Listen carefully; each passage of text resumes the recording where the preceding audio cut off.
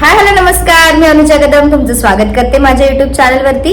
दरवर्षीप्रमाणे यावर्षीही हिंदू नववर्ष स्वागत समितीने आमच्या कामोठे शहरामध्ये 9 एप्रिल रोजी गुढीपाडव्या दिवशी एक भव्य दिव्य अशी शोभायात्रा आयोजित केली आहे।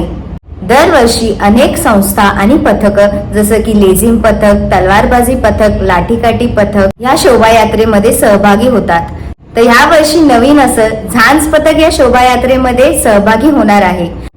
तर आजच्या व्हिडिओमध्ये आपण झांज पथकाचा सराव कसा सुरू आहे हे पाहणार आहोत। चला तर मग पाहूया। सर्वांना नमस्कार। माझे नाव अंजली चपळगावकर। मी स्वतः राष्ट्रसेविका समिती वैदेही शाखा कामोठे इथली सेविका आहे आणि रायगड जिल्हा बौद्धिक प्रमुख हे दायित्व मी सध्या सांभाळते आहे। यंदा हिंदू नववर्ष स्वागत समितीमध्ये आमचे राष्ट्रसेविका समितीचे पथक सर्वप्रथमच सहभागी होत आहे आणि यामध्ये आमच्या सेविका झांज पथक सादर करणार आहेत। तर सर्वांना मी गुढीपाडव्याच्या शुभेच्छा देते आणि आमचा सध्या सराव कसा चालू आहे त्याकडे आपण सगळेजण वळूया।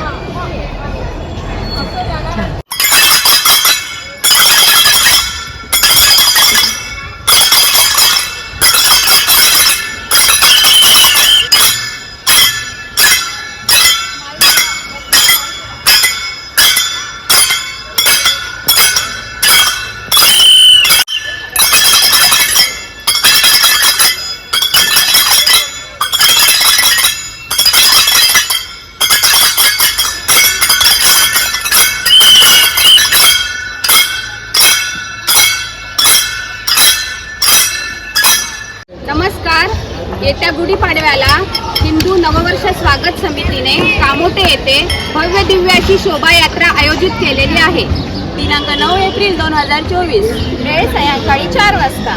ठिकाण संत तुकाराम महाराज मंदिर, सेक्टर 36। आणि या शोभायात्रेची सांगता होणार आहे गावातील शिव मंदिर सेक्टर 15 येथे।